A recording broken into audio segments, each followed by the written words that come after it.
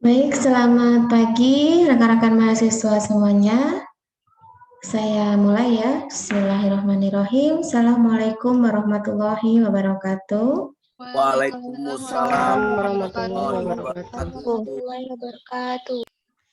Ya, baik untuk pertemuan kita hari ini, seperti apa yang sudah saya sampaikan ke Sipen ya, bahwasanya hari Kamis itu saya belum menyampaikan untuk materi videonya. Jadi untuk hari ini saya akan sekalian ya, jadi sekalian saya menyampaikan, kemudian ini saya juga sedang recording juga ya, jadi nanti bisa dilihat lagi untuk videonya.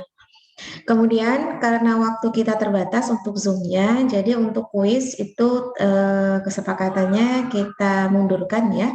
Tadi saya dapat info dari Sipen itu kita kuisnya hari Selasa pukul 10. Jadi mohon dipersiapkan dan waktunya tidak lama, cuma 30 menit saja. Jadi 30 menit harapannya kalian bisa fokus untuk mendapatkan nilai kuis dari saya. Dan karena minggu ini adalah minggu terakhir saya menyampaikan materi di farmakonoksi ya, karena minggu depan itu sudah dilanjutkan oleh Wisna. Tetapi untuk praktikum kita masih terus berlanjut sesuai dengan apa yang ada di modul ya, jadwalnya. Jadi harap dibaca baik-baik begitu, biar tidak ketukar dan salah. Oke, langsung saja. Di sini saya akan menyampaikan materi terakhir untuk farmakonoksi PJ saya ya. Bahwasanya di pertemuan pertama hingga pertemuan kemarin kita membahas terkait morfologi dan anatomi. Jadi saya ulas sedikit ya. Morfologi berarti kita mengamati semua organ-organ yang ada di bagian tumbuhan ya. Yang itu kita bisa melihat secara langsung. Untuk lebih spesifiknya mungkin kalau itu untuk identifikasi itu bersifat makro ya. Mana daun, mana akar, mana batang, mana buah, mana biji. Dan tidak hanya sekedar tahu, oh ini daun, oh ini buah, oh ini batang. Tidak hanya sekedar itu, tetapi kalian juga harus bisa mengidentifikasi perbedaan dari masing-masing jenis tumbuhan. Ya, jadi nanti aplikasinya kita di praktikum. Jadi apa yang sudah kalian bawa untuk simplisiannya, itu nanti silakan Anda identifikasi secara makronya. Kalau memang itu adalah daun, berarti identifikasi makro daun. Dari apa saja? Bentuknya, kemudian warnanya, kemudian kalau dalam bentuk kering misalkan organoleptik dari aromanya, kemudian kalian cicipi ya, itu rasanya bagaimana. Nah, itu adalah identifikasi yang bersifat makro. Kemudian yang bersifat mikro berarti memang kita amati secara selulernya ya atau jaringannya. Jadi di daun itu jaringannya bagaimana sih? Nah, di akar bagaimana sih? Di batang bagaimana sih? Kan gitu ya. Kemudian untuk keperluan identifikasi simplisia, anatomi itu sangat penting sekali ya ketika nanti kalian untuk mengetahui ada tidaknya fragmen sel pengenal dalam simplisia yang kalian bawa gitu. Karena itu penting ya untuk membuktikan bahwasanya memang simplisia yang kalian bawa itu sesuai dengan apa yang dimaksud. Nah itu, kita sudah belajar tentang itu, tinggal nanti kita actionnya, aplikasinya, jadi harapannya kalian membaca-baca lagi ya sebelum kita langsung untuk pengamatan mikroskopis. Kalau pertemuan kita yang kemarin, itu seperti masih pemanasan ya, pemanasan untuk pengenalan mikroskopis itu. Artinya kalian harus tahu dulu mikroskop itu apa, bagian-bagiannya apa, kemudian cara penggunaannya bagaimana. Nah, action yang sesungguhnya adalah kita mulai minggu depan untuk mengidentifikasi baik secara makro ataupun mikro dari simplisia yang sudah kalian bawa ya. Dan untuk yang minggu ini saya akan membahas terkait bukan lagi morfologi, bukan lagi anatomi, tetapi terkait dengan fisiologinya ya, kondisi di dalam tubuh tumbuhan. Tapi kalau disampaikan semua tentu tidak cukup waktunya ya, karena itu satu buku sendiri. Jadi harapannya kalian bisa membaca apa yang mungkin tidak bisa saya sampaikan ya. Nah, di sini saya menyampaikan yang kaitannya dengan faktor lingkungan yang berpengaruh terhadap fisiologi dari tumbuhan. Sebetulnya hampir sama ya dengan tubuh kita pun juga terpengaruh oleh faktor lingkungan. Tapi kan kalau kita ini kan punya kemampuan untuk berpindah tempat ya, artinya ketika kondisi lingkungan panas kita masih bisa berpikir, oh berarti ngidupin kipas, oh ngidupin AC, atau mungkin mengenakan pakaian yang tidak terlalu tebal seperti itu ya. Dan tubuh kita itu punya yang namanya hipotalamus ya, yang bisa menyeting itu semua, kapan sih kita itu mengeluarkan banyak keringat, kapan kita itu menahan keringat supaya tidak banyak keluar. Itu sudah tersetting seperti itu. Tetapi kalau tumbuhan kan nggak bisa ya, tumbuhan itu kan mekanismenya beda dengan kita, tapi pada prinsipnya sama. Ya, itu yang pertama. Yang kedua, kita punya yang namanya antibodi. Ketika ada paparan infeksi dari luar, kita paling tidak punya antibodi yang itu ada dalam tubuh kita, ya, yang itu secara alami bisa muncul ketika kita terinfeksi. Tetapi kalau tumbuhan itu nggak ada. Nah, mereka itu punya yang namanya metabolit sekunder. Nah, ini nanti akan disampaikan oleh Bu Isna atau Bu Yola ya. Metabolit sekunder itu bagi tumbuhan memang tidak terlalu penting, yang sifatnya tidak terlalu urgent untuk proses pertumbuhan. Tetapi penting untuk perlindungan diri terhadap lingkungan. Nah, itu nanti akan banyak dipelajari ya. Oke, saya akan share screen.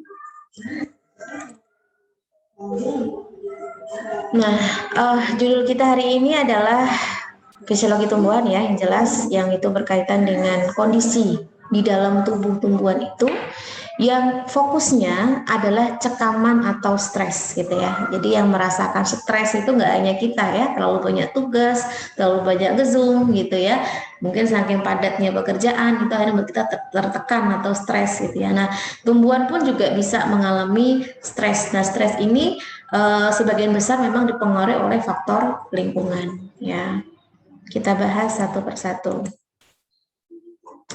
Oke, harapannya sih kalau saya sih kalian sudah ada basic ya terkait ilmu biologi waktu di SMK. Jadi hal-hal yang sekiranya tidak perlu dijelaskan kalian tuh sudah paham. Misalkan saya menyebut istilah fotosintesis, nah itu kalian harus tahu, oh ya itu prosesnya kayak mana sih. Nah itu kalian paling tidak tahu ya apa saja yang terlibat di dalamnya, kemudian syaratnya apa saja. Paling tidak kalian bisa menguasai dari sifat-sifat dasar proses fotosintesis itu seperti apa gitu ya. Karena kalau semua saya sampaikan di materi ini, aduh nggak cukup ya, karena itu satu buku sendiri. Artinya saya anggap kalian sudah menguasai gitu. Nah, seperti apa yang saya katakan tadi, yang namanya cekaman atau stres itu kan kondisi yang memang sebetulnya di dalam tubuh makhluk hidup itu sudah tidak mampu gitu ya untuk mentolerir gitu ya. Kenapa? Karena ini kondisi ekstrim. Karena kemampuan makhluk hidup itu kan terbatas ya, terbatas terhadap faktor lingkungan yang itu kita tidak bisa mentolerir gitu. Nah, ini kalau misalkan diteruskan kondisi itu dan tidak ada upaya untuk beradaptasi ya, maka otomatis kondisinya akan drop seperti itu ya, dan akan adanya kematian. Nah, kondisi stres ini tentunya tidak menguntungkan, baik itu pada tumbuhan itu sendiri ya, kalau itu terjadi pada tumbuhan maupun pada makhluk hidup yang lain seperti manusia atau hewan gitu ya, sama aja. Dan tidak menguntungkannya di sini berarti dia akan mengganggu proses pertumbuhan dan perkembangan. Pasti akan ada hambatan di sana. Sekali lagi, tumbuhan berbeda dengan kita. Kalau kita ini bisa berpikir ya, bisa berpindah tempat, bisa berlari kalau ada ancaman. Tetapi kalau tumbuhan nggak bisa, banjir ya diem gitu ya, kebakaran ya diem gitu. Tapi kalau kita paling tidak kita bisa pergi dari tempat atau lingkungan yang mengancam itu tadi gitu ya. Kemudian cekaman atau stres ini bisa dikatakan sebagai kondisi lingkungan yang memberikan tekanan ya pada tanaman atau tumbuhan itu, sehingga akan menyebabkan atau mengakibatkan adanya respon ya, respon terhadap tanaman terhadap faktor lingkungan yang mengenainya itu, yang tentunya respon ini beda-beda setiap tumbuhan. Ada yang toleran, ada yang tidak. Tentunya kalau misalkan tumbuhan toleran, itu dia sudah berjuang, berusaha untuk meminimalkan segala risiko yang ada. Tentunya dia pastinya memiliki bagian-bagian yang mungkin bisa menjadi senjata. agar dia terlindung dari cekaman-cekaman itu tadi ya. Nah, cekaman lingkungan ini tentunya bersifat eksternal ya. Kalau internal kan di dalam tubuh tumbuhan itu sendiri ya. Jadi kondisi lingkungan yang tentunya tidak kondusif, yang itu tidak mendukung pertumbuhan dan perkembangannya. Apa saja misalkan, semisal seperti kekurangan air ya, atau kelebihan air. Nah, ini serba salah nih, kekurangan air salah, kemudian kelebihan air pun juga salah gitu ya. Artinya tumbuhan itu harus pas. Atau juga dari unsur hara, ya kekurangan juga salah, kelebihan pun juga salah, begitu ya.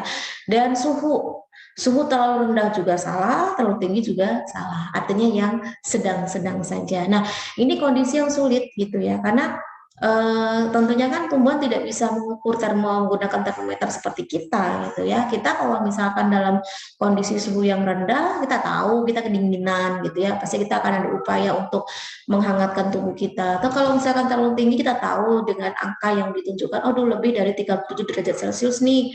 Nah, kita ada upaya nih kalau emang itu ada gejala infeksi atau apa, kita bisa segera minum obat gitu ya.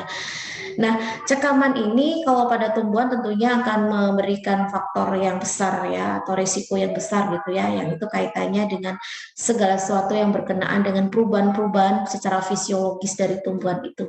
Apa saja, nggak hanya fisiologis, dari morfologinya, pasti dari secara spesifiknya dari daun gitu ya, daunnya akan berwarna apa atau bentuknya bagaimana. Nah, ini bisa menjadi parameter kalau tumbuhan itu sedang tidak baik kondisinya. Bedanya mereka nggak demam gitu ya. Kemudian selain fisiologi, morfologi, juga dari biokimianya. Nah, tentunya kalau ini tumbuhan tidak bisa beradaptasi dengan baik, ya akan berpengaruh buruk ya pada tumbuhan itu, dan akhirnya akan mempengaruhi produktivitas. Nah, produktivitas ini luas artinya ya. Produktivitas itu artinya untuk tumbuhan itu sendiri ya, ketika dia berfotosintesis, dia menghasilkan nutrisi, akhirnya nutrisi itu diedarkan di seluruh bagian tumbuhan yang itu menggunakan berkas pengangkut ya. Akhirnya tumbuhlah daun, tumbuhlah akar, tumbuhlah batang begitu ya. Nah, dari sisi di luar tumbuhan seperti manusia tentu banyak ruginya juga dong. Kita akan memanfaatkan apa dari tumbuhan itu. Selebihnya bagi kalian seorang farmasis kan kalian ingin mengembangkan obat herbal gitu ya. Apa yang mau diambil? Kalau mereka saja untuk bertahan hidup aja sulit, bagaimana untuk menghasilkan metabolit sekunder yang sebetulnya itu tidak terlalu penting untuk pertumbuhan mereka, gitu ya. Tetapi dengan mereka memiliki metabolit sekunder itu menguntungkan, gitu ya, karena itu bisa menjadi faktor pelindung untuk mereka bisa bertahan hidup.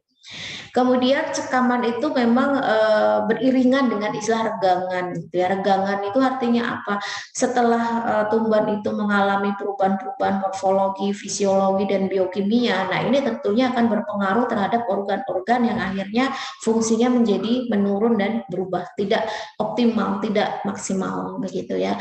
Jadi kayak semacam cacat lah ya kalau itu pada tubuh manusia atau hewan. Nah, sebetulnya semua makhluk hidup pada prinsipnya itu harus mampu beradaptasi. Ya, kalau tidak mau terseleksi alam. Kalian masih ingat ya konsep seleksi alam itu apa? Jadi seleksi alam itu bagaimana caranya makhluk hidup itu bertahan untuk bisa beradaptasi dengan lingkungan, segala kekurangan yang ada, segala kelebihan yang ada, untuk apa? Untuk bertahan hidup. Gitu ya. Itulah arti adaptasi. Sama halnya dengan kalian. Kalian mungkin beradaptasi untuk perkuliahan di D3 gitu ya, dengan kondisi yang seperti ini, harus jarak jauh, nge-zoom, waktu, kemudian apalagi tugas yang mungkin menumpuk. Nah, kalian kalau tidak mampu beradaptasi dengan baik, ya siap-siap terseleksi alam. Buktinya apa terseleksi alam? Ya itu tadi tidak lulus mata kuliah, atau mungkin nilainya jeblok ya, yang harusnya dapat A, dapat C, lulus sih tapi nggak maksimal. Nah, itu adalah bukti-bukti kalau kalian tidak bisa beradaptasi dengan baik gitu ya, karena manusia yang bijak, manusia yang baik itu adalah manusia yang bisa beradaptasi di lingkungan yang bagaimanapun selama dirinya mampu itu. Nah, sama halnya dengan tumbuhan ya. Jadi tumbuhan itu dikatakan bisa beradaptasi ketika apa? Ketika kecukupan dari segi air, nutrisi dan udara, jadi tidak ada masalah, tidak kekurangan, tidak kelebihan begitu ya. Kemudian toleran terhadap perubahan lingkungan. Seperti apa? Suhu, cahaya, panas ya.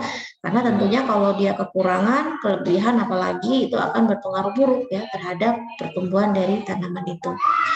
Kemudian mempertahankan diri dari musuh. Nah, tumbuhan aja punya musuh apalagi manusia. Nah, tapi kan kita tidak ingin mencari musuh sebetulnya ya. Yang namanya suka tidak suka, like and dislike itu hal yang biasa gitu ya. Hanya saja bagaimana kita menyikapi. Kalau kita berprinsip seperti ini, yang penting kita baik aja ke orang lain gitu ya. Terserah mau responnya bagaimana, itu dikembalikan ke masing-masing orang. Karena kita tidak bisa memaksakan begitu ya. Kita fokuskan hanya pada lillah gitu ya. Artinya Allah yang Maha Tahu atas segala sesuatu. Itu aja sih kuncinya, nggak usah terlalu berpikir bagaimana untuk menuntut orang baik dengan kita, tidak perlu ya. Yang perlu adalah supaya kita tetap baik sama orang.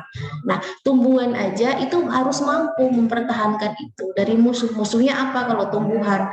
Musuhnya itu adalah tumbuhan sebelahnya ya, karena mereka rebutan kan, kompetisi nutrisi ya.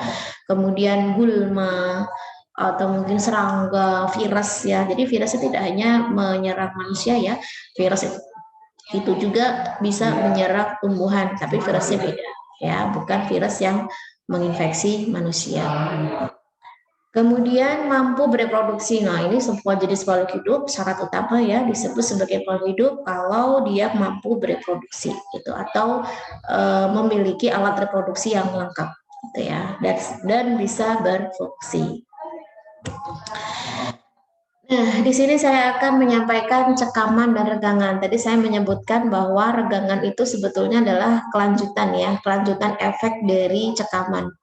Di sini saya ambil contoh misalkan faktor lingkungannya adalah cahaya itu. Nah, ketika intensitas cahaya itu rendah ya, itu disebut sebagai cekaman begitu ya, karena tumbuhan tentu tidak bisa gitu ya berada di lingkungan yang cahayanya itu kurang atau rendah begitu. Nah, efeknya apa? Efeknya adalah laju fotosintesis akan menurun. Karena fotosintesis itu sangat membutuhkan yang namanya cahaya gitu ya. Ada foton-foton yang harus dipenuhi ya. Jadi ini menjadi sumber energi bagi tumbuhan untuk melakukan proses fotosintesis. Nah, dengan adanya penurunan laju fotosintesis kan otomatis produk yang dihasilkan dari fotosintesis juga akan ikut menurun kan gitu kan. Jadi fotosintesis itu kan utamanya ingin menghasilkan glukosa. Jadi kalau semisal fotosintesisnya menurun ya berarti glukosanya juga menurun. Nah, ini adalah bagian yang kita sebut sebagai regangan. Jadi regangan itu keberlanjutan dari dampak yang diberikan cekaman seperti itu. Nah, di sini saya ambil contoh misalkan ya konsep cekaman. Lebih mudahnya sebetulnya konsep cekaman itu memang kita tidak bisa samakan satu tanaman dengan tanaman yang lain ya. Kenapa? Karena ada istilah toleransi. Karena setiap tanaman itu pasti memiliki kemampuan untuk toleransi yang berbeda-beda. Ada yang toleransinya itu tinggi, ada yang sedang, ada yang nggak bisa sama sekali ya. Karena semua itu memang tidak bisa kita paksakan ya. Di sini misal saya ambil contoh tanaman buncis sama kedelai. Jadi buncis sama kedelai ini sangat tumbuh baik ya, bisa tumbuh baik itu pada suhu 20 sampai 30 derajat Celcius. Ini kondisi yang optimal ya. Tapi dalam kondisi tertentu yang kita tidak bisa memaksakan keadaan cuaca, apalagi kalau itu di tempat bebas ya, kecuali kalau memang kita punya rumah kaca sendiri yang kita bisa atur suhunya, nah itu beda lagi ya. Ini yang benar-benar di lapangan gitu, yang tidak bisa kita atur besar kecilnya atau rendah tingginya cahaya gitu. Nah, di sini kok cahaya suhu ya. Nah, di sini kalau misalkan pada kondisi tertentu lingkungan itu suhunya itu bertambah atau lebih tinggi dari 30 derajat Celcius gitu ya. Nah, ternyata berdasarkan hasil risetnya, buncis itu menunjukkan kondisi cekaman panas yang lebih cepat. Jadi dia menunjukkan pertumbuhan yang tidak baik ketika suhunya di atas 30 derajat Celcius. Beda dengan kedelai ya. Kalau kedelai masih bagus ya, di atas suhu 30. Berarti kita bisa simpulkan di sini kalau kedelai itu memiliki toleransi cekaman yang lebih tinggi dibandingkan dengan buncis. Nah, itu tadi yang saya sebutkan bahwasanya tidak bisa kita samakan antara satu tanaman dengan tanaman yang lain. Nah, kalau kita berbicara masalah sumber cakaman tuh banyak banget ya. Ya nggak beda ketika saya tanya sumber yang buat kalian stres itu apa. Banyak banget ya. Ada kalau manusia mungkin tambah satu lagi ya faktor psikologis gitu ya. Kalau kalau pada tumbuhan kan karena mereka nggak punya apa ya hati dalam hal ini adalah rasa gitu ya berpikir gitu. Jadi mereka nggak bisa untuk merasakan gitu. Jadi untuk tumbuhan itu ada faktor-faktor atau sumber cakaman yang bisa berpengaruh untuk pertumbuhannya ya. Itu dari segi faktor abiotik. Kalau abiotik itu berarti yang sifatnya mati atau benda mati ya, artinya bukan makhluk hidup.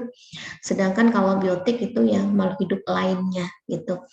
Nah, di sini kalau untuk yang fisik misalkan seperti kekeringan, suhu, radiasi, banjir, angin, medan magnet itu juga bisa berpengaruh pada pertumbuhan tumbuhan. Kalau kimia, misalkan polusi udara, logam berat, pestisida, ya, toksin, pH tanah, salinitas. Nah, itu. Makanya yang membuat orang itu sekarang mulai berbondong-bondong untuk menuju ke apa namanya sayuran atau bahan herbal yang organik gitu ya. Ya ini sebetulnya. Karena kita tidak tahu di dalam tumbuhan itu terakumulasi logam berat apa. Kemudian terakumulasi pestisida atau tidak atau mungkin dulunya ketika petaninya itu menanam itu menggunakan pestisida berapa persen gitu ya sesuai nggak dengan aturan atau malah melebihi biar sayurannya warnanya hijau karena tidak ada hama begitu ya atau tidak bolong-bolong gitu kan. Nah sebetulnya itu bagus dari segi fisik gitu ya seger atau apa gitu ya tapi lain sisi lagi kita tidak tahu ternyata di dalam tumbuhan itu masih terakumulasi bahan-bahan yang berbahaya. Nah itu ketika kita konsumsi nah otomatis pindah gitu ya pindah ke tubuh kita bahan-bahan yang berbahaya tadi. Nah ini sebetulnya yang ditakutkan gitu ya dari segi apa namanya zat-zat yang berbahaya yang terkandung pada tumbuhan. Kemudian dari segi biotik itu dari makhluk hidup yang lain tentu tumbuhan itu kan tidak mengenal saudara ya ini anak ini bapak ini apa itu nggak mengenal. Jadi kalau dia berada dalam satu lingkungan tumbuh ya itu adalah musuhnya musuh dalam arti kompetisi gitu ya apalagi kalau sumber nutrisinya sama kan mereka kan sumber airnya juga sama gitu. Jadi kalau manusia masih punya oh saya nggak suka nih makanan ini kalau ini masih tapi kalau tumbuhan kan enggak. Tumbuhan itu kan memiliki jenis atau sumber makanan yang sama. Jadi kalau misalkan dia dalam satu lingkungan yang itu terlalu padat atau terlalu ramai di situ, nah ini akan menimbulkan proses kompetisi gitu ya. Kemudian ada istilah alelopati. Alelopati itu sebetulnya bagian dari metabolisme sekunder juga ya. Kenapa? Karena senyawa-senyawa kimia yang memang itu dimiliki oleh beberapa jenis tumbuhan yang itu sifatnya itu racun terhadap tumbuhan yang lain gitu ya. Jadi kalau misalkan berdampingan tumbuhan yang dia punya atau mengeluarkan alelopati, waduh bakal habis semua itu karena memang dia mengeluarkan senyawa yang bersifat racun yaitu menghambat pertumbuhan dari pohon-pohon atau tanaman yang ada di lingkungannya gitu. Kemudian herbivora, herbivora tahu ya, herbivora itu berarti dia pemakan tumbuhan ya. Jadi ada makhluk hidup pemakan tumbuhan yang itu tidak bisa kita halangi ya ketika dia memakan tumbuhan itu kan waduh ya nggak beda kayak ibu-ibu di rumah gitu ya ketika punya tanaman hias di depan rumah tiba-tiba ada hewan masuk ya makan daun-daunnya mau marah bingung gitu ya mau marah sama siapa gitu kan karena dalam hal ini memang itu sudah menjadi makanan sih herbivora itu penyakit ya kemudian jamur nah jamur ini kan juga sebagai makhluk hidup yang bersifat biotik ya dan juga bisa menyebabkan penyakit pada tumbuhan itu. Kemudian virus. Nah, hati-hati betul, ini yang saya tekankan, hati-hati betul sebelum Anda menggunakan bahan herbal tanaman ya untuk dijadikan sumber makanan, sumber obat, bahan obat atau sumber untuk pembuatan minuman ya. Dicuci bersih betul-betul. Kenapa? Jangan sampai ada jamur-jamur yang masih ada di situ ya. Nah, kenapa? Karena kalau sampai jamur itu sifatnya patogen, ya cuma pindah tempat aja. Akhirnya masuklah ke sistem pencernaan. Akhirnya malah menginfeksi tubuh manusia tersebut. Begitu. Kemudian pilihlah kalau misalkan daun ya, pilihlah daun yang memang ukurannya utuh gitu, nggak bolong-bolong gitu ya. Kalau bolong-bolong, apalagi kalau ada bintik-bintik, nah itu hati-hati. Memang itu sebelumnya sudah terinfeksi virus. Apalagi kalau daunnya sudah mulai menguning ya, ya itu berarti metabolis sekundernya kita tuh nggak yakin gitu kan, apakah masih ada atau tidak di organ daun tersebut. Begitu pula dengan yang lainnya. Nah, sebetulnya tumbuhan itu juga diberikan kemampuan ya untuk merespon cekaman dari lingkungan ya. Kalau kita ini kan serba bisa ya. Padahal kita sudah diberikan kemampuan yang serba bisa, tapi ternyata masih ada yang nggak mampu menghalau atau menghadang infeksi gitu ya, misalkan virus gitu. Karena memang kondisi tubuh kita itu kan berubah-ubah ya, tergantung pola hidup kita juga. Tapi paling tidak kita bisa ada pertolongan secara medis gitu ya. Tapi kalau tumbuhan kan sulit gitu ya. Jadi dokter itu kan ada dokter untuk medis manusia, ada dokter medis untuk hewan. Kalau dokter tumbuhan kan nggak ada ya. Jadi dalam hal ini memang tumbuhan itu ujiannya lebih berat gitu ya. Tinggal kita-kita yang ada di lingkungannya itulah bisa menjaga atau tidak gitu ya. Karena kalau kita kembali lagi berpikir kita butuh mereka, kita butuh tanaman ya, kita butuh untuk apa namanya penghilang polusi, kita butuh untuk pasokan oksigen. Kita harus sadar dalam hal itu kalau kita ini pasti akan memelihara mereka dengan baik gitu. Nah, tadi saya sudah sebutkan bahwasannya cekaman itu adalah adanya perubahan fisiologis ya dalam tumbuhan yang itu terjadi karena apa? Karena kondisi lingkungan yang tidak menguntungkan ya. Nah, indikator yang paling peka terhadap cekaman itu biasanya paling mudah dilihat itu dari faktor fotosintesis. Karena faktor fotosintesis ibaratnya dapurnya tumbuhan gitu ya. Kita di rumah kalau nggak ada dapur, nggak ada GoFood, dan nggak ada uang untuk beli makanan, ya otomatis itu menentukan kesehatan kita gitu ya. Karena itu adalah asupan nutrisi utama untuk kebutuhan energi gitu ya. Jadi kalau pada tumbuhan itu yang paling pertama adalah dapurnya. Di mana dapurnya tumbuhan? Di daun gitu ya, untuk proses fotosintesis. Jadi alurnya seperti ini ya, ketika terjadi lingkungan yang tidak mendukung, pasti itu akan menyebabkan stres atau cekaman. Langsung yang diserang adalah bagian sel ya, bagian sel dari tanaman itu, kemudian tumbuhan itu akan merespon gitu ya. Merespon, jadi sama halnya dengan kita lah. Kita itu kan ketika ada faktor dari lingkungan yang tidak baik, kan kita akan merespon secara otomatis ya. Apalagi kita punya yang namanya antibodi itu. Dan dikenal sebagai stres persepsi. Jadi persepsi dari tumbuhan itu, waduh ini saya kena cekaman ini. Nah, mereka tahu itu ya artinya. Jadi langsung akan memberikan informasi ke organ-organ lain untuk melakukan perlindungan diri gitu ya atau adaptasi. Nah, itu setiap tumbuhan beda-beda, nanti kita lihat satu persatu. Nah, ada yang namanya sinyal transduksi chain ya. Jadi ini adalah sinyal transduksi yang itu juga bisa kita sebut sebagai awal mula terjadinya perubahan aktivitas genetik ya di dalam tumbuhan itu gitu. Sama halnya dengan kita sih. Kita itu kan kalau terlalu sering terpapar radiasi ya, polusi itu kan secara perlahan-lahan itu kan membunuh sel-sel dalam tubuh kita ya. Jadi bahkan bisa mengalami mutasi ya, mutasi gen sama dengan tumbuhan juga bisa seperti itu. Tapi kalau pada tumbuhan itu memang mereka memiliki apa namanya perlindungan sendiri ya. Meskipun tidak bisa kita samakan ya sekali lagi karena setiap jenis tanaman beda-beda. Begitu. Makanya ketika dia memiliki kemampuan untuk bertahan, maka dia akan mendelet segala efek yang ada dari stres itu tadi gitu. Atau yang kedua, kalau memang dia masih bisa bertahan hidup ya, dia bisa mengaktifkan enzim tertentu untuk melakukan hardening. Apa sih hardening itu gitu ya?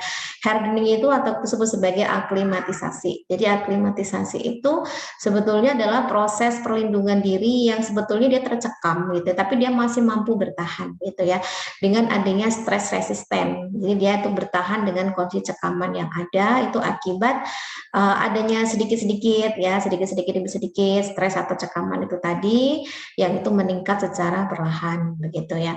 Nah, tapi di sini kita bisa lihat kalau memang tumbuhan itu masih mampu bertahan di lingkungan yang kurang menguntungkan ya, yang berarti dia masih bisa toleransinya bagus. Tetapi kalau misalkan kondisi yang memang sudah tidak bisa tertoleransi dengan baik ya akhirnya tumbuhan itu akan menyelesaikan hidupnya ya atau akan mati. Tetapi biasanya tidak langsung ujuk-ujuk mati itu enggak ya. Biasanya dia bertahap, ada upaya. Nah, upayanya apa? Nah, makanya nanti kita lihat di sini ya. Upayanya itu ada beberapa adaptasi itu. Oke, sebelum kita bahas adaptasi, di sini ada macam-macam cekaman ya. Jadi ada cekaman kekeringan, cekaman kelebihan air ya. Ini lawannya ini satu kekurangan air, satu kelebihan air, suhu ya, kecekaman garam dan cekaman polusi. Yang pertama adalah cekaman kekeringan. Ini adalah kondisi di mana tumbuhan itu tidak mendapatkan asupan air dengan bagus ya. Ya entah sengaja nggak disiram gitu ya, atau mungkin memang kondisi tanahnya memang sulit untuk dialiri air atau apa. Nah ini adalah contoh tanaman yang harus layu gitu ya, layu sebelum berkembang judulnya. Nah ini karena asupan airnya tidak cukup gitu ya.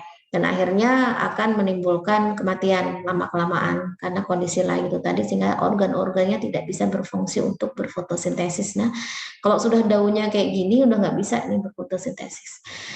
Nah, cekaman ini terjadi ketika kelembapan tanah itu tidak baik ya dan lebih rendah gitu dan tidak adanya upaya untuk menjaga kelembapan itu misalkan secara alami adanya hujan ya atau irigasi, tetapi kondisi kekeringan itu evaporasinya tetap berlangsung atau penguapannya tetap berlangsung gitu ya. Sudah kondisi airnya terbatas di dalam tumbuh-tumbuhan tetapi tetap ada penguapan ya sudah keluar semua itu air gitu ya, uap airnya. Nah, apa yang terjadi ya? Apa yang terjadi ketika tumbuhan itu mengalami cekaman kekeringan ya? Nah, sebetulnya di sini tuh matahari itu sudah memberikan fungsinya dengan baik ya, karena kita tahu matahari itu memberikan cahaya, memberikan suhu panas ya, yang itu sangat dibutuhkan semua makhluk hidup tanpa terkecuali ya. Nah, di sini kalau misalkan dalam kondisi tertentu untuk intensitas cahayanya terlalu tinggi ya, ketambah memang tumbuhan ini tumbuhnya di luar ya, bukan di lingkungan tempat kita tinggal yang kita bisa berikan perlindungan khusus, entah itu diteduhkan atau diberikan naungan atau mungkin disiram. Nah ini yang tidak ada itu gitu ya. Secara alami itu tumbuhan itu akan mengalami yang namanya dehidrasi. Ya sama sih tumbuhan kita pun juga mengalami yang namanya dehidrasi begitu. Tapi semua itu ada prosesnya ya. Dimulai dari akar, ya, karena akar inilah yang berhubungan langsung dengan air ya. Kalau airnya nggak ada, apa yang mau diserap? Nah, apa yang mau dibawa ke daun untuk bahan fotosintesis kan nggak ada gitu. Jadi berkas pengangkut untuk silemnya nganggur gitu ya, karena nggak ada yang mau diangkut karena nggak ada air.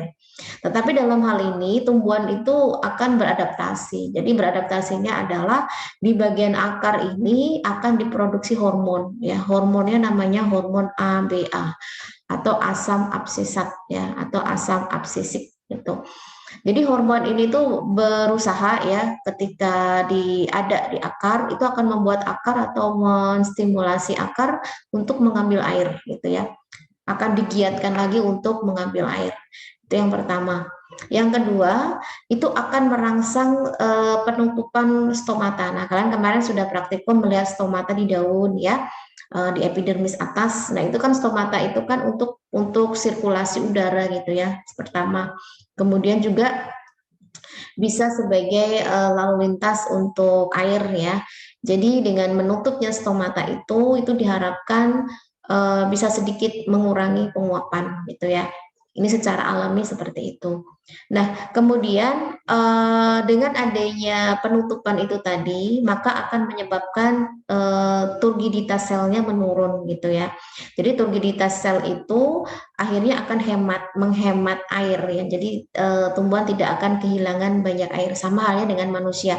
Kalau manusia itu kan ketika kita dehidrasi kan mencoba untuk kulit kita atau pori-pori kita kan tidak mengeluarkan banyak keringat ya, secara otomatis itu hemat gitu ya, biar supaya hemat cairan gitu. Nah, kemudian namun ada efeknya kalau pada tumbuhan yang tidak segera diberikan perlakuan tambahan ya dengan kondisi cekaman kekeringan tadi, misalkan diberikan air atau apa. Tapi kalau misalkan tetap nggak diberikan air, maka ini akan menyebabkan terganggunya proses fotosintesis ya. Jadi fotosintesisnya itu akan mengalami penurunan untuk lajunya. Lalu apa yang terjadi ketika fotosintesisnya menurun ya? Ketika fotosintesisnya menurun, maka hasil dari fotosintesis pun ikut menurun. Apa yang dihasilkan? Glukosa ya. Akhirnya apa? Ini akan berpengaruh terhadap pertumbuhan. Akhirnya kembali ke produktivitas. Siapa yang dirugikan? Ya, yang manfaatkan tumbuhan ini juga ikut dirugikan. Seperti itu ya, karena faktor cekaman kekeringan. Kita sudah menyadari tumbuhan memang tidak mampu untuk bisa menyirami dirinya sendiri. Makanya manusialah yang harus memberikan penyiraman air itu ya. Kalau memang kondisinya ada di sekitar lingkungan kita. Nah, ini ya istilah turgor tadi atau turbiditas sel di sini sudah dijelaskan ya. Jadi turgor atau turbiditas sel itu adalah masuknya air ke dalam sel tumbuhan ya. Jadi sel tumbuhan itu membutuhkan tekanan turgor untuk mempertahankan bentuk kekokohan.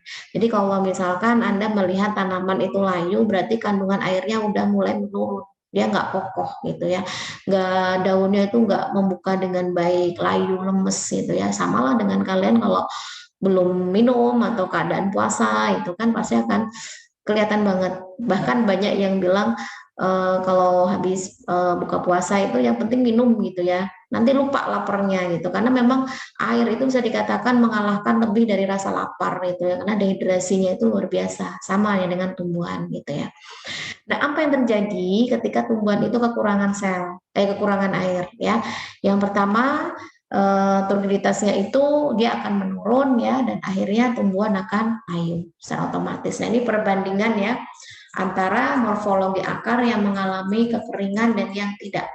Ini yang cukup air ya, jadi warna akarnya pun masih bagus ya, tidak pucat, kemudian banyak serabut-serabut akar, kemudian daun-daunnya itu seger ya, bahkan besar ukurannya, sedangkan yang ini pucat ya, kurus itu. Memang sih kalau kurus tidak terlalu selalu menentukan kualitas kesehatannya, tapi paling tidak itu bisa kita lihat perbandingannya antara yang normal dan yang tidak. Daun-daunnya kecil-kecil dan akarnya pun tipis gitu ya, karena memang pengaruh dari cekaman kekeringan.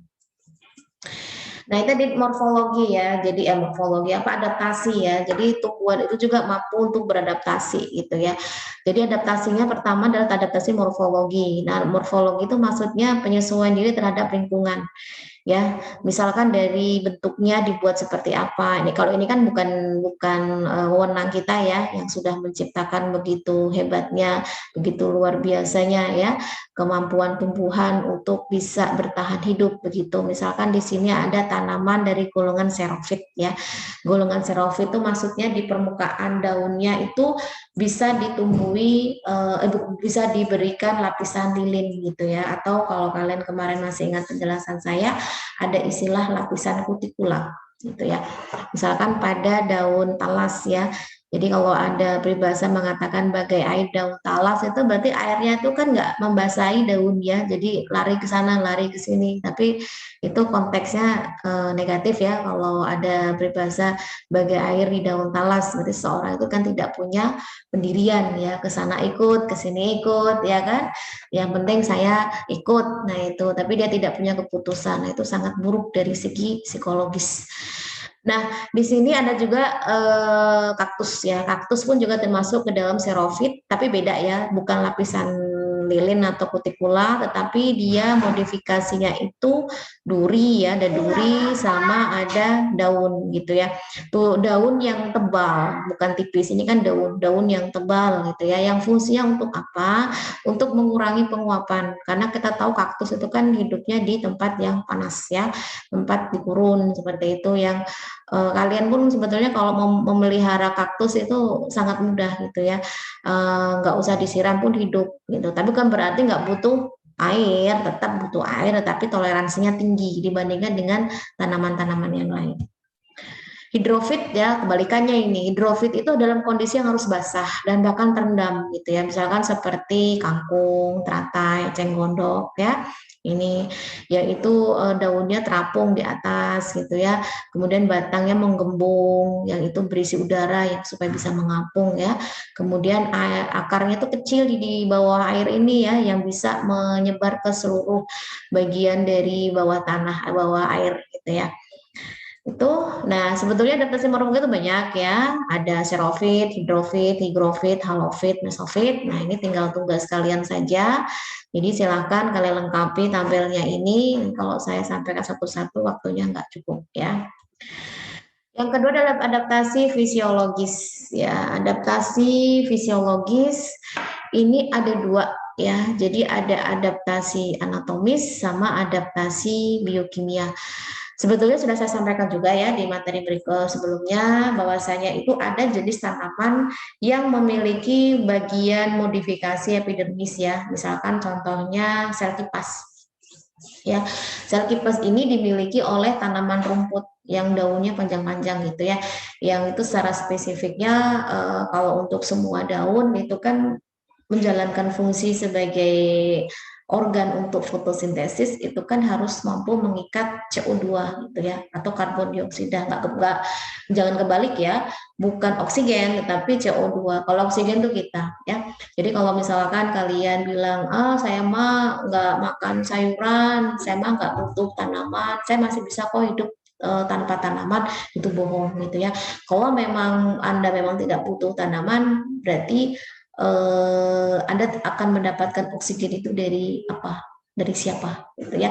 Apakah ada teman kalian yang mau berbagi oksigen gitu ya? Karena memang oksigen itu ada di alam ini ya karena ada tumbuhan gitu. Karena itu merupakan hasil dari proses fotosintesis dan itu kebalikan dari kita. Mereka membutuhkan sisa kita ya yaitu CO2 dan kita membutuhkan sisa dari mereka yaitu O2. Sebetulnya ada simbiosis mutualisme yang bagus di sini ya kalau mau dipahami. Kemudian di sini kan sel kipas itu biasanya akan menyebabkan daun itu menggulung ya. Menggulung itu sebetulnya bukan layu mereka itu untuk melindungi diri gitu ya supaya untuk mengurangi penguapan.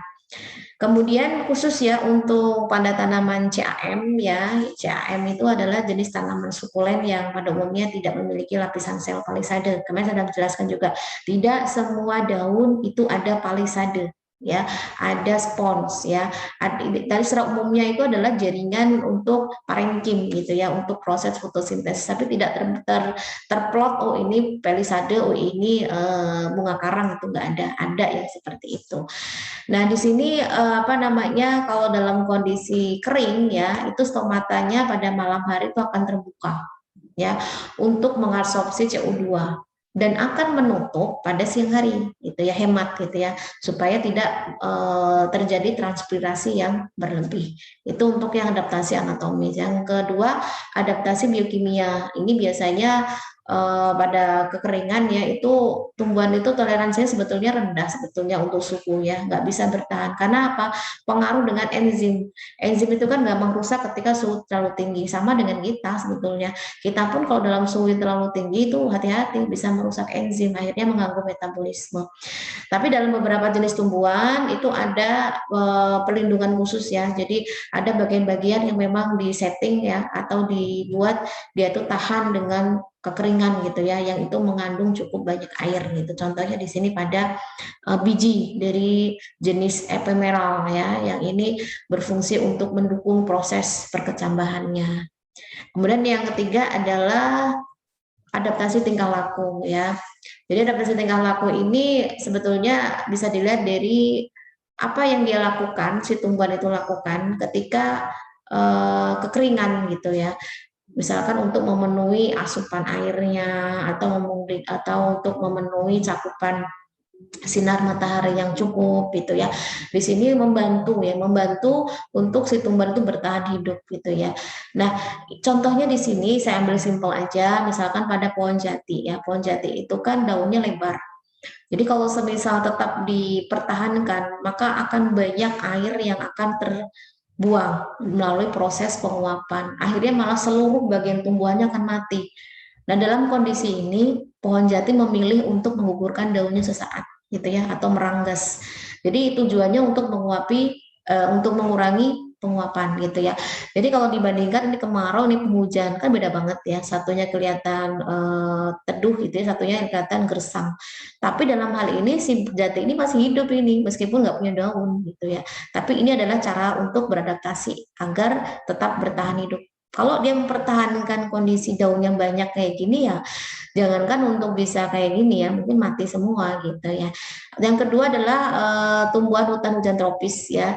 Kalau kalian perhatikan itu dia kan tumbuhnya cenderung ke atas ininya ya, apa namanya, daunnya itu nongol-nongol ke atas semua dan bagian batangnya tuh di bawahnya tuh kan kayak kosong gitu. Ini bukan sengaja dibabat orang atau dipotong orang, enggak. Memang ini adalah gaya mereka, gaya tumbuhan itu yang tujuannya untuk mendapatkan sinar matahari, karena itu kan penting untuk proses fotosintesis gitu ya. Kemudian karena kita masih ada 3 lagi, oke, termasuk yang 2, jadi sepertinya nggak cukup waktu kita ya untuk meneruskan. Jadi teman-teman nanti kita dikepotong di jalan ya. Jadi saya cukupkan saja. Jadi sampai ke adaptasi yang ini ya, untuk cekaman kekeringan. Berarti masih ada yang cekaman kelebihan air, kemudian cekaman garam, dan cekaman polutan. Itu nanti akan saya share aja untuk videonya, jadi akan nanti saya rekam dulu kelanjutan dari pertemuan kita hari ini ya. Oke, sampai penjelasan untuk cekaman kekurangan air atau kekeringan, ada yang ditanyakan?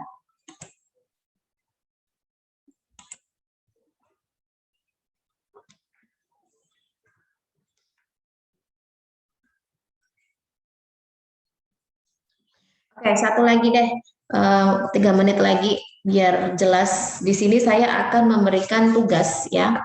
Sebetulnya tugas itu akan saya berikan setelah materi semua tersampaikan, tapi nanti kalau tidak langsung seperti ini, nanti kalau ada yang ditanyakan bingung ya. Jadi saya akan menjelaskan untuk tugasnya. Saya buka lagi materinya. Oke, jadi kan cekaman itu yang nanti yang akan saya sampaikan itu ada beberapa ya. Ada cekaman kekeringan, kelebihan air, kemudian cekaman suhu, ada cekaman garam ya, cekaman polusi atau polutan, cekaman logam berat ya. Nanti akan saya share video saja untuk sisanya. Namun kalau untuk tugas ya, tugas ini akan saya jelaskan sekarang biar nanti kalian paham.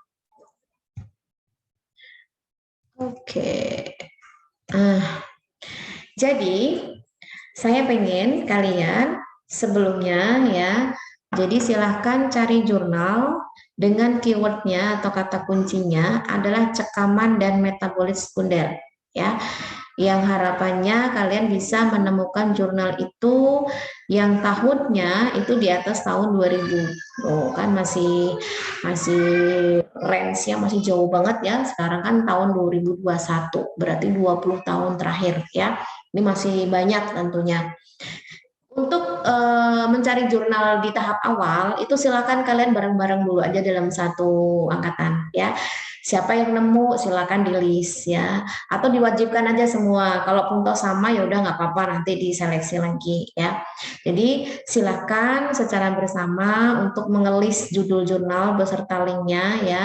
Dan di sini saya kasih waktu untuk ngelis itu maksimal hari Kamis tanggal 21 Oktober ya. List itu ya belum tentu untuk tugas yang menemukan, belum. Jadi sekarang ini masih mencari bersama dulu aja. Jangan ini aku enggak. Pokoknya nyari bersama dulu. Ketemu 10 ya 10, ketemu 20 ya ketemu 20 ya. Kalau ketemu sejumlah mahasiswa itu jauh lebih baik ya. Setelah itu tolong si pennya kirim listnya ke saya. Nanti akan saya seleksi ya. Seleksi itu artinya akan saya cek mana yang masuk, mana yang enggak. Karena saya memang benar-benar ingin kalian itu memahami terkait cekaman pada tumbuhan itu berpengaruh dengan metabolit sekunder. Ya, kemudian setelah saya cek mana-mana aja yang bisa dijadikan tugas, itu nanti akan saya bagi per individu. Bisa jadi dalam satu individu itu mendapatkan tugas yang sama dengan yang lainnya, tetapi untuk pengerjaannya masing-masing. Seperti apa pengerjaannya? Silakan dibuat PPT dari jurnal tersebut ya, presentasi. Kemudian silakan karena kita sudah tidak ada pertemuan lagi secara Zoom ya. Jadi saya minta link saja dari kalian untuk video presentasinya. Ingat ini secara individu ya. Jadi meskipun nanti tugasnya sama, judulnya sama yang saya berikan dari list kalian tadi, itu tetap tugasnya masing-masing. Saya kasih contoh seperti apa sih contoh jurnal misalkan yang kaitannya cekaman dan metabolis sekunder. Nah, contohnya seperti ini. Ini contohnya pengaruh ketersediaan air terhadap pertumbuhan dan kandungan bahan aktif saponin tanaman ginseng Jawa. Nah, ini cekamannya apa? Yaitu ketersediaan air itu cekamannya ya. Jadi nanti pasti akan dibuat perlakuan satunya cukup air, satunya kekurangan air. Nah, itu nanti akan dilihat dari kandungan bahan aktif atau metabolis sekunder. Nah, dalam hal ini contohnya saponin ya. Saponin itu kan bagian dari metabolis sekunder pada tumbuhan. Nah, cari yang seperti ini modelnya atau mungkin yang lainnya. Pokoknya yang kaitan dengan cekaman, bisa suhu, bisa apalagi tadi polutan ya, bisa polutan itu dalam bentuk logam berat, misalkan PB ya, timbal atau apa namanya lagi tadi itu ya, lupa saya. Misalkan seperti gas beracun ya, atau cekaman garam. Pokoknya semua jenis cekaman ya, yang itu berpengaruh dengan metabolit sekunder. Baik, sampai sini ada yang mau ditanyakan terkait tugas? Ini saya belum ngomongin deadline tugas untuk PPT-nya ya. Tapi saya ingin begitu saya bahas itu untuk yang deadline list-nya dulu aja. Jadi deadline list-nya itu sampai hari Kamis dulu, itu saya tunggu list-nya dari si Pen, silakan didata. Tidak usah kasih nama, list aja dulu ya, nanti akan saya cek satu persatu mana yang sekiranya mencakup dari apa materi kita hari ini. Kalau sudah, baru nanti akan saya yang akan bagi ya per individu masing-masing. Jadi tugasnya ini adalah individu. Oke, ada yang mau ditanyakan? Kalau tidak, saya akhiri karena waktunya sudah habis ya. Bu, maaf mau nanya, ada minimalnya berapa nggak Bu? Harus di store gitu judulnya? Oke, sebetulnya sebanyak-banyaknya dari kalian, tapi kan nggak mungkin kalau dalam satu mahasiswa harus nyari 10, kan kasihan ya. Ya paling tidak kalian jatah aja tuh per masing-masing mahasiswa untuk nyari satu-satu dulu ya, untuk list awal aja. Itu ingat ya, itu belum tentu itu tugasnya. Saya cuma minta listnya dulu ya, list judul sama link, nanti akan saya cek dulu.